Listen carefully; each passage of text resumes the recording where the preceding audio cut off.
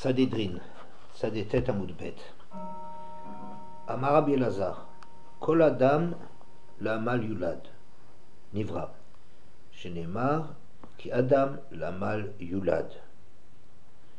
Ini Yodea Im Lamal Pe Nivra, Im Lamal Melacha Nivra. Sheomer Ki Achaf Alav Piou, Veomer Lamal Pe Nivra. Rabbi Elazar. Tout homme est né pour faire des efforts, pour se donner de la peine. C'est pour ça qu'il a été créé. Comme c'est marqué, qui Adam, la Amal Yulad, l'homme est né pour l'effort.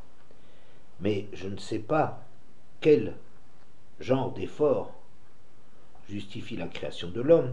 Si c'est la Amal Pé, c'est-à-dire l'effort de la réflexion, de l'expression, de la bouche, ou bien celle de la Amal Melacha, celle du travail, du labeur.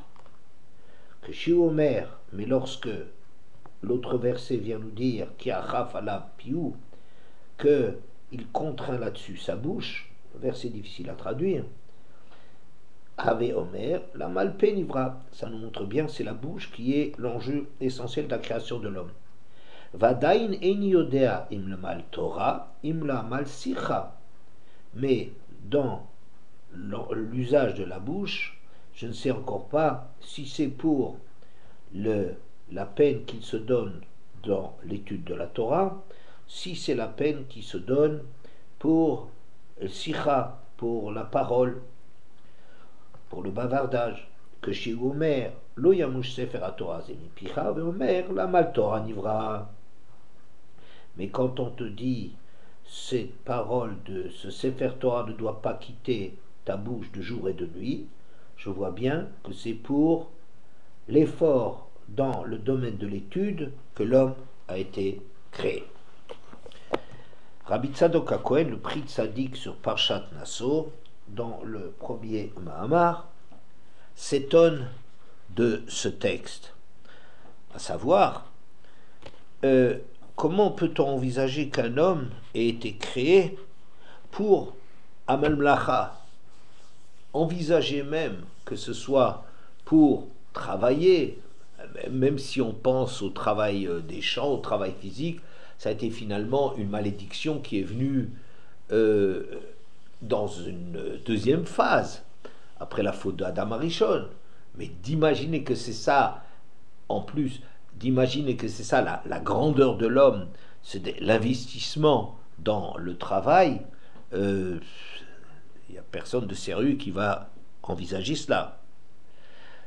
Deuxièmement, maintenant qu'un verset nous dit, eh bien, c'est la bouche qu'il faut contraindre, et donc réviser, travailler dans son expression, mais ça se subdivise en deux possibilités, soit l'effort de l'étude de la Torah, soit l'effort sicha, du bavardage. Est-ce qu'on peut envisager une seconde que le fait de bavarder, que l'homme est né comme ça pour sicha betela, c'est-à-dire la conversation futile, c'est pour ça que l'homme a été créé, c'est impensable. Alors Rabbi Tzadok HaKohen, à partir de ces questions, fait une lecture de ce Mahamar Chazal Sanhedrin Tzadetet Amoudbet de Rabbi Elazar. En vérité, il y a trois niveaux d'investissement positifs qui sont possibles pour l'homme. Amal Melacha, c'est certainement pas simplement de l'occupation de donner du travail à son corps, fournir des efforts dans le monde matériel. C'est sûr que c'est pas ça qui justifie la création du monde, mais c'est l'action physique dans le domaine de la réalisation des mitzvot. Construire le Mishkan, faire des mitzvot avec son corps, ça c'est quelque chose qui est-ce que c'est ce niveau-là qui est le niveau essentiel? On pourrait l'envisager. Parce qu'il y a quelque chose d'extrêmement positif que cet homme qui a été créé, il met sa création physique au service de son créateur. Mais Agmara, Rabbi Elazar, continue, non, il y a un verset qui nous dit que c'est sa bouche qui doit contraindre. Donc, c'est au niveau de la parole qu'est l'enjeu essentiel. Mais quel enjeu, quelle parole? Si on dit que c'est Sikha, on ne peut pas envisager Sikha Betela, comme on l'a vu plus haut. Mais c'est Sikha comme Eshpoch alav Sikhi. Je déverse devant toi ma parole, épancher son cœur. Ce serait ça le domaine qui serait le domaine d'expression où se révèle le lien profond de l'homme avec son créateur, entre un Mav'e. Mav'e, c'est l'homme, celui qui a besoin, celui qui demande, celui qui interroge, celui qui en manque, ce lien, ce cordon ombilical qui nie l'homme, qui lie l'homme à son créateur, c'est ça la sikha. Sikha, c'est l'épanchement naturel, exprimé par la parole de Nirsof Nirsafti. J'aspire, j'ai la nostalgie, j'ai le temps long, je manque. Et ça, on peut très bien comprendre que le monde a été créé pour exprimer ce besoin de l'homme de se rattacher à sa source. La Torah dit non, lo yamish sefer Torah zemipicha, ce sefer Torah ne doit pas quitter ta bouche, c'est-à-dire gita bo yamam valayla, tu dois t'y intéresser, t'y investir jour et nuit. C'est le Amal Torah qui est l'essentiel, c'est l'étude de la Torah qui est le niveau pour lequel l'homme a été créé. En vérité, il y a 3 niveaux. Il y a le niveau de le corps, la raison, la matérialité du monde a été créée pour être au service, pour construire le monde comme un gigantesque Mishkan, un lieu de résidence pour le Créateur. Il y a, ça c'est le gouffre, je dirais, il y aurait le lève, il y aurait un niveau dans l'homme central qui est le cœur, épancher son cœur, exprimer son besoin, sa soif, tsamal chanafshi, kamal chabsari, les versets les plus beaux qui existent, de ma chair a besoin de toi, ma chair elle crie l'inspiration vers toi, la soif d'Hachem, la soif d'avoir un lien avec celui qui l'a mis au monde, c'est le cœur. Et il y a le 3e niveau qui est celui du moir, du sechel. Celui du sechel, c'est le cerveau, la réflexion, l'investissement dans la pensée, qui finalement est le lieu le plus important qui rattache l'homme à Hachem et qui justifie la création de l'homme. Mais selon cette lecture, on comprend bien que les 3 niveaux ont leur raison d'être. Amal physique, amal affectif, profond, vers Hachem, et réflexion, amal dans la réflexion. Et continue Rabbi Tzadok HaKohen de dire que les 3 branches des Leviim, dont on a parlé dans la parashat Bamidbar et Nasso, sont en vérité dévolus pour chacun de ces niveaux. Le niveau le plus élevé, c'est le niveau de l'étude de la Torah. C'est la famille de Kehat qui est chargée de l'incarner de la meilleure façon, et c'est eux qui sont Nosé Aaron, qui sont les supports de Ketef, le porter sur soi, le rapprocher de la Torah, vivre au plus près de la Torah, de l'étude de la Torah, être les porteurs de la Torah dans le monde, c'est ça le rôle essentiel de Kehat. Et avec eux, dans ce rôle de porteur et de porte-parole de la Torah, les Kohanim, ils sont rejoints par cette fraction de Kohanim, dont proviennent Moshe et Aaron, ils font partie des Kohatim, c'est eux, Torah Yevakshu Mipiv, qui sifte Kohen Ishmerudat, Torah Yevakshu Mipiv, qu'on recherche chez les Kohanim cette connaissance profonde de la Torah. Donc c'est eux qui incarnent à l'excellence cette dimension de la création de l'homme.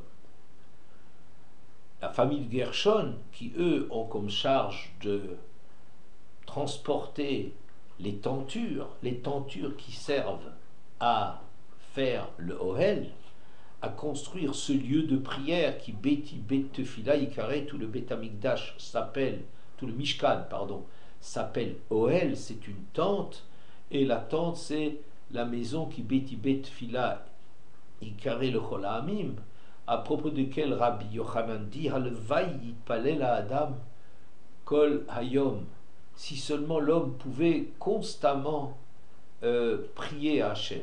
Ce serait quelque chose d'extraordinaire, un homme qui constamment sent sa relation et une affection et une nostalgie totale vers Hachem. C'est une dimension extraordinaire incarnée par la branche de Gershon. Quant à la branche de Merari, elle avait apporté les solives, les poutres, le lourd, vous voyez, que neged amal melacha, melechet hamishkan ou melechet hamitzvot, ce qui transporte le poids des choses, la charge des choses, qui ont la charge physique la plus lourde, eh bien, c'est la famille de Merari, et c'est eux qui ont ce responsable de physique, du transport physique du Mishkan et des mitzvot. Ensuite, mais le Amal de la Torah, disait Rabbi Tzadok, est en vérité supérieur même à celui de la Tfila, qui est si fort loué par Rabbi Yochanan Vaitvalel Adam Kolayom, si seulement il pouvait constamment prier.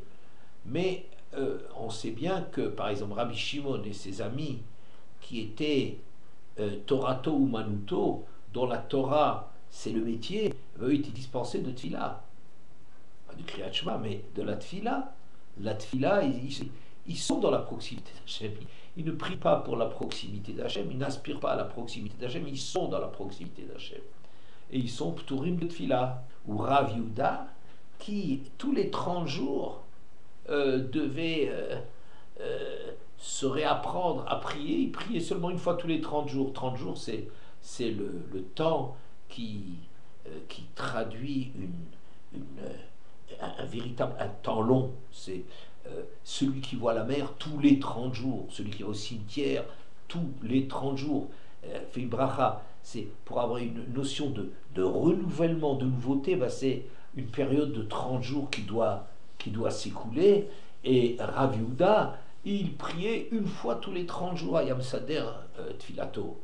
Ou bien, quand quelqu'un étudie la Torah et qu'il y a une mitzvah à faire, pour donner sens à son étude, il doit s'interrompre pour dire c'est pas une Torah d'intellectuel, d'universitaire, mais une vraie Torah qui me concerne, dans laquelle les conséquences pratiques, c'est elle investit ma vie et donc mes actes. Mais s'il y a quelqu'un d'autre à côté de lui qui peut s'occuper que la mitzvah soit réalisée, s'il n'est pas nécessaire que qu'on s'investisse à deux, et bien si je suis en train d'étudier, je continuerai l'étude, parce que l'étude quelque part est plus importante que la tfila ou que les mitzvot.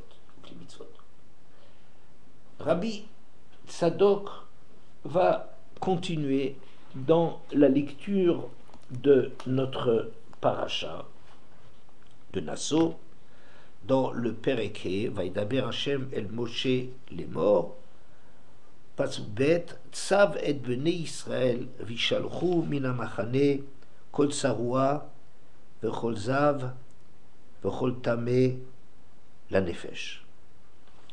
Et dit le Ramban, Achar, Sheikim et Amishkan, Tziva Beshiluach, הטמאים מן המחנה, שיהיה המחנה קדוש וראוי שתשרה בו שכינה. Après avoir mis en place le Mishkan, dans les 4 premiers chapitres du Sefer Bamidbar, Hachem ordonne à présent de renvoyer du camp ceux qui sont impurs, de sorte à ce que le Machané soit à un niveau spirituel qui permette à ce que la présence divine soit perçue, y soit perçue. Donc, après avoir disposé, décrit l'agencement du camp d'Israël, Hachem s'adresse à Moshe en disant: ordonne au Bnei Israël qu'il renvoie du camp toute sa roua, c'est Metzorat, traduisons ça approximativement par lépreux, Vecholzav, tout celui qui a des épanchements, des sorties incontrôlées de matière séminale, oui, des écoulements, et Kol Tamel Nefesh, ainsi que tout celui qui est impur au contact des morts. Il faut bien savoir que ces 3 catégories ne sont pas renvoyées de la même façon du camp. Et c'est ce que Rashi vient nous dire dans son commentaire. Tzavet ben Israël, Vishalchu min hamachane, shalosh machanot hayu sham, b'shar Yatan. Il y avait là-bas 3 niveaux de campement au moment où ils étaient chonés, lorsqu'ils étaient disposés en cessation d'activité. Tor haklaim himachane shchina, celle qui est signalée par des limites, c'est le machané au centre, la résidence de la présence divine, donc c'est le Aaron qui est le centre. Chaniat Aleviim, Saviv, autour de cela il y avait le campement des Leviim, et le 3e camp, encore la périphérie, Misham Vatsof Machane Hadgalim, le Chol Arba Aruchot, Hi Machane Israël, et ça va être le campement d'Israël. Hatzarua, alors, c'est une étude que la Gemara fait d'une façon serrée dans Psachim, Samervav, Samerzaïn, pour définir qui est renvoyé et d'où est-il renvoyé. C'est le Tsaroua, celui qui est lépreux, est renvoyé à l'extérieur des 3 camps. Celui qui a des écoulements de matière séminale, celui qui a, oui, ce non-contrôle, sa sexualité lui échappe, oui, n'a pas la maîtrise complète de ça, il est expédié dans le 3e camp, dans celui d'Israël, mais il est incompatible avec le Machane Keuna, Machane Shechina, la résidence de la présence divine, et celle des Levim, et le Tmemet est celui qui était impur au contact des morts. Celui-là sera exclu seulement du camp de la Keuna, du Machane Shechina. Et donc, Rabbi Tzadok va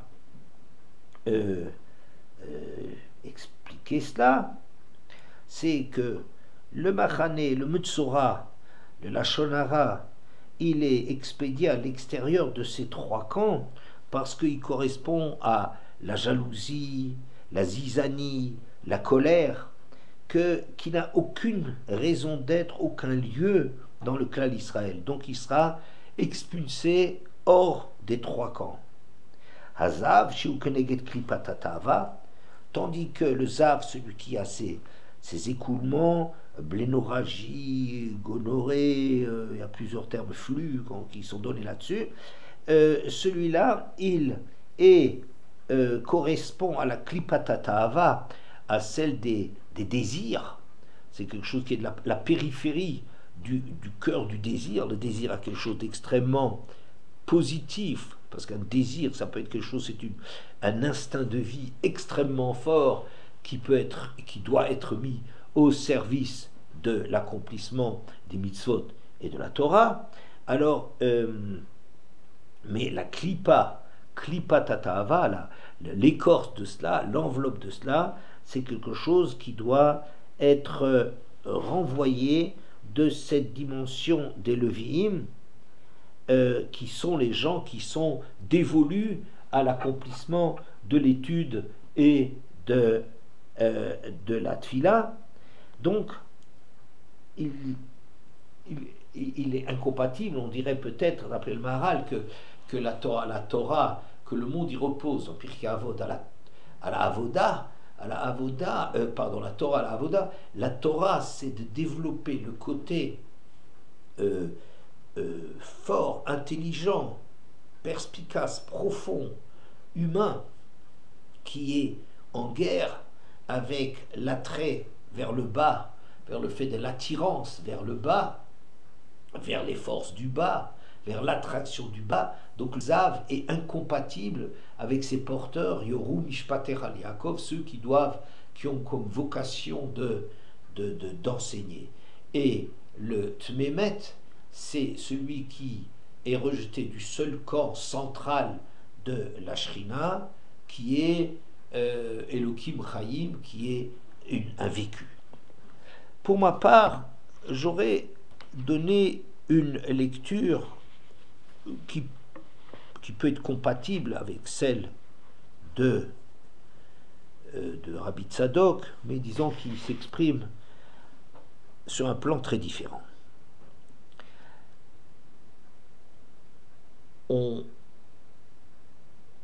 Quand on parle à différentes reprises des enfants, des catégories d'enfants, alors il y a la catégorie, le premier a un rôle tout à fait spécial, un rôle central, c'est lui qui rend ses parents, il en fait des parents, c'est lui qui occupe le devant de la scène, c'est lui qui est la vedette dans ce monde, c'est Esav, c'est Caïn, c'est une priorité dans le monde de la Assia, Assoui, Esav. Le deuxième, le puiné, le second, à son propos, on peut appliquer ce Mahamar Chazal qu'on trouve à plusieurs reprises dans le Midrash.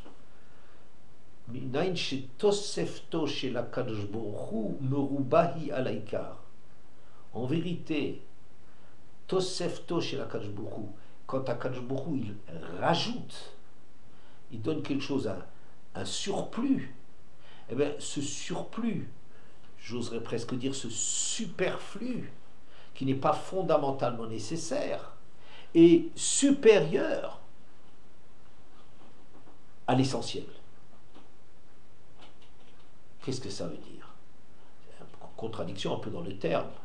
Le superflu ou le surplus d'Akadosh Baruch Hu est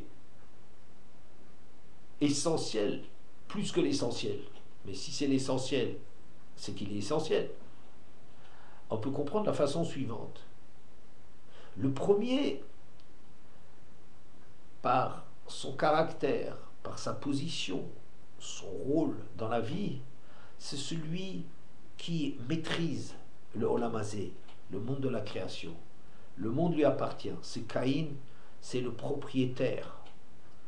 C'est quelqu'un qui a un côté extrêmement positif et un danger extraordinaire.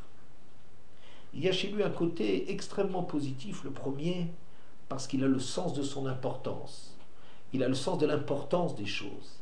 Il est là pour réaliser les choses, pour permettre à ce que les choses se développent, et il est centré sur sa responsabilité. Il se voit comme le centre du monde, comme la raison d'être des choses, comme l'aîné qui se sent dauphin de droit divin. c'est le successeur de droit divin, c'est comme ça. Il a une part double d'ailleurs, car c'est à lui d'avoir le plus d'instruments, d'outils pour arriver à gérer ce monde-ci. Et le caractère extrêmement positif qu'il a, c'est im enanili mili. Si moi je ne joue pas mon rôle, qui le jouerait pour moi? C'est-à-dire que je suis responsable de ma vie, je dois faire quelque chose de ma vie. D'où un caractère qui aurait tendance à être introverti, un repli sur lui-même, une espèce de crispation, de centrer et de ramener les choses à lui, qui lui permet de réaliser des choses, vu qu'il se sent investi d'une mission, mais qui présente un danger extraordinaire de repli sur soi, de rejet de ce qui n'est pas lui, de tsarut aïn, de mesquinerie, de regard petit, de ne pas supporter la concurrence des autres, puisque son rôle à lui, au contraire, c'est d'exprimer sa propre importance. Et ça, c'est le tsaroua. Tsaroua est traduit Shalchou min hamachrei kol tsaroua martash segirou. C'est la plaie segirou, d'être enfermé. C'est quelqu'un qui est dans son enfermement, quelqu'un qui est dans son petit monde, dans son égocentrisme, côté extrêmement caractéristique des premiers, tellement convaincus de leur importance qu'ils ont une difficulté particulière de se remettre en question, de relativiser les choses, de voir autre chose autour d'eux et d'accepter la place des autres. Ceux-là, on les rejette des trois camps. Pourquoi? Parce qu'ils sont dans leur désir d'appropriation, ils sont en train ils font du lachon hara, ils sont capables de lachon hara. Pourquoi on va le trouver le lachon hara? C'est le rejet, c'est disqualifier tout ce qui n'est pas moi. Donc c'est quelque chose qui est négatif pour la construction d'un camp. Un mahané doit faire la place pour toutes les dimensions humaines, pour tous les rôles, pour les rôles de chacun, et l'aîné qui monopolise le beau rôle, l'aîné qui monopolise le beau rôle, il est quelque part, il rejette ce qui n'est pas lui, il fait lachon hara. Il n'y a rien de positif dans la construction du mahané chez ce premier-né qui centrera tout sur sa personne et qui n'admettra pas la rivalité et la concurrence. D'où Tosefto chez la Kadosh Baruch Hu merubahi al Ikar, que quand Akadosh Baruch Hu il rajoute quelque chose qui n'est pas le Ikar, le deuxième n'est pas l'essentiel, c'est pas lui l'enjeu des choses. Pourquoi? Le monde est déjà occupé. Il arrive dans un monde, il y a déjà quelqu'un. Donc c'est un côté négatif, deuxième, et un côté extrêmement positif. Il a un côté négatif de ne pas se prendre suffisamment au sérieux. Il a une espèce de décontraction, il a une espèce de non-responsabilité. Ce que le premier a en excès, lui il a en défaut, par défaut. Un manque d'importance. Il est un peu trop décontracté. Il n'a pas le poids du monde, le poids de la famille. La raison d'être des choses, c'est pas chez lui. Le Ikar, c'est le premier.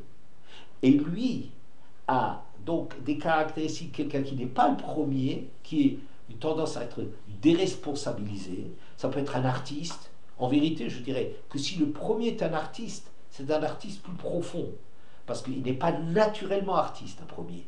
Un premier, il est trop sérieux. Il est un constructeur. Kain Bonéir, c'est un constructeur, c'est quelqu'un qui gère ce monde, qui a la gestion, la responsabilité de la gestion du monde. Donc, ce premier, s'il était artiste, ça serait au deuxième degré, alors que le deuxième serait plus naturellement artiste, c'est-à-dire les choses sont très relatives, sont pas essentielles, on n'en meurt pas, c'est pas très grave, très décontracté, des tendances de ce genre-là, mais ça c'est Meroubahi à l'écart, cette chose-là, cet aspect de superflu. Donc, parce qu'effectivement, il n'est pas l'essentiel comparé au premier, mais il apporte avec lui cette tosefet, ce surplus. Et quel est ce superflu, ce surplus? C'est la notion justement du deux. Le pluriel commence évidemment par le deuxième. Le deuxième a cette capacité, donc, quand il vient au monde déjà, de devoir faire équipe avec, de, de se combiner avec, faire chavruta, se rajouter à quelque chose. Il a très spontanément le sens de la... il y a l'essentiel, mais l'essentiel n'est pas suffisant à lui tout seul, et le deuxième est porteur de cette dimension, comme la femme par exemple qui est créée après l'homme. La femme elle a beaucoup plus une tendance au klal que l'homme qui est machiste, qui revendique les choses, qui fait passer les choses par lui-même.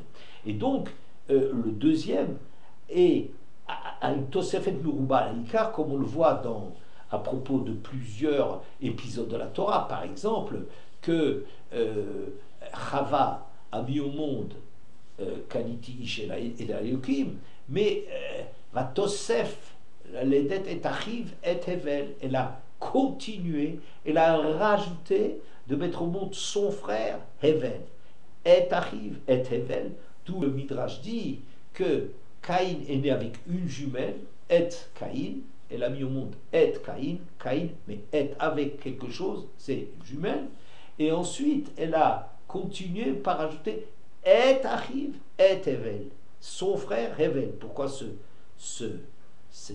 surplus de précision? Pour dire qu'il y a deux Et, il rajoute deux choses avec lui, il avait deux jumelles. Donc lui, il ne vient pas comme premier, c'est vrai, mais il a avec lui plus que le premier. Ou bien quand un roi, Hachem lui rajoute une bracha, il lui rajoute par rapport aux années déjà où il a déjà été roi, eh bien, il a plus d'années à régner que ce qu'il avait dans la partie, disons, première, essentielle de son règne. Donc, le Olam, Sheni, le deuxième, il est plus essentiel que le premier.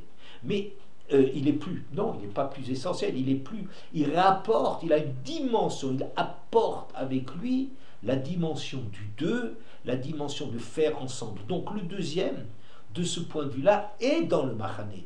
Il est sur la longueur d'onde de construire un ensemble, de construire ensemble un ensemble. Donc lui, il n'est pas rejeté, mais qu'est-ce qu'il a comme défaut? Le zav, c'est-à-dire cette incapacité de retenir les choses. C'est quelqu'un il y a écoulement, les choses lui échappent. Il n'a pas la maîtrise des choses. Pourquoi? Parce que c'est pas quelqu'un qui a ce guirou, cette tendance de refermer, replier, posséder, maîtriser que le premier il a. Lui, il a la tendance contraire, un mauvais second, ouais, et a une tendance qui n'est pas négative dans le clan, mais qui est négative de sa propre personne. Lui, il est mal dans sa position dans le camp numéro 2.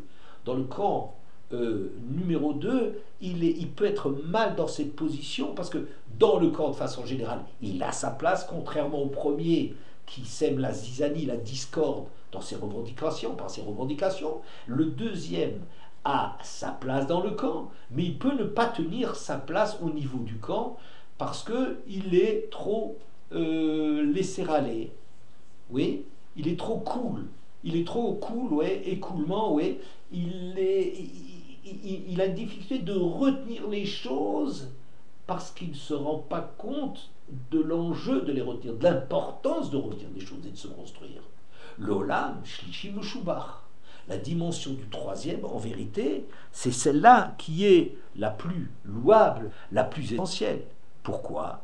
Parce que le troisième, dans le schéma de la famille, c'est quelqu'un qui a à la fois un rôle qui est un peu de premier et un peu du deuxième, mais qui n'est pas le porteur véritable du problème du premier ou des lacunes du deuxième. C'est-à-dire que le troisième, c'est comme il vient, ça y est, maintenant une nouvelle période. Il ouvre une nouvelle période. Le premier a déjà été là, le deuxième, ils sont deux, le troisième, il vient, il n'a pas une position de se vivre comme quelque chose d'accessoire. Il ne se vit pas comme une tosefet, il ne se vit pas comme un non nécessaire que le deuxième porte. Et en même temps, il a un sens de... c'est un renouveau, c'est une... refaire, c'est une nouvelle étape dans la construction des choses. Donc, il a un poste, une situation qui lui donne un rôle d'importance, il n'est pas accessoire, et qui donne qui donne une responsabilité, mais qui automatiquement intègre la notion du pluriel, puisqu'il est quand même dans un monde dans lequel il y a déjà un premier et un deuxième. Donc le troisième a à la fois cet avantage de prendre les choses à cœur, qui pourrait très bien prendre les choses à cœur, parce que vraiment il est dans une situation, dans une position il y a un enjeu avec lui, et en même temps d'avoir la notion du pluriel, puisque le monde en vérité ne commence pas avec lui, il a commencé déjà avant, donc l'olam shlishi ikar. Alors quel est le manque qu'il pourrait avoir? C'est que si le troisième ne joue pas son rôle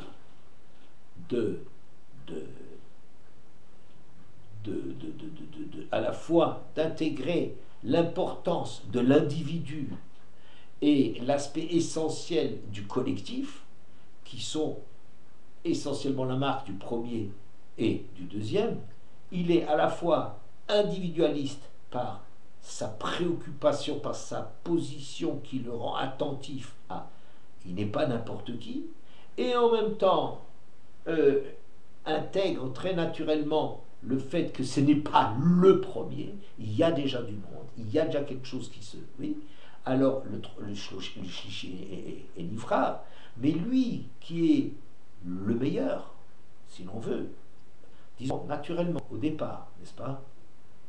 Au départ, c'est-à-dire qu'on est en train de décrire des lignes de force de la construction de la personnalité. Ce que chacun en fait en arrivant à travailler ses déficiences ou à surmonter les défauts de ses qualités, on arrive à dépasser tout le monde. Oui, laissons ça de côté. Mais le troisième, qui a dans la place d'être le porte-drapeau du Mahané, puisqu'il n'a plus à lutter contre son problème d'un individualisme forcené, ni contre un tzibour, une notion de communauté où on dilue l'importance de la personne. Il n'a plus. Donc il devrait être le porte-drapeau du sens du camp. Le sens du camp, c'est la vie. Et ce qui est exclu, ce qui serait un caractère éliminatoire chez le premier, c'est Tmemet. Tmemet, on va dire, c'est l'impureté au contact du mort. Je dirais peut-être, c'est cette impureté du regard de voir des choses mortes. C'est-à-dire que le risque qu'il y a quand on est en place, dans la place de celui qui doit donner du sens, c'est quelqu'un qui doit regarder vers la lumière. C'est quelqu'un qui doit avoir des exemples de positifs. C'est quelqu'un qui doit encourager en lui et autour de lui l'individu et la collectivité d'aller vers le haut. Et chez lui, il est éliminé, il est exclu, il est rejeté.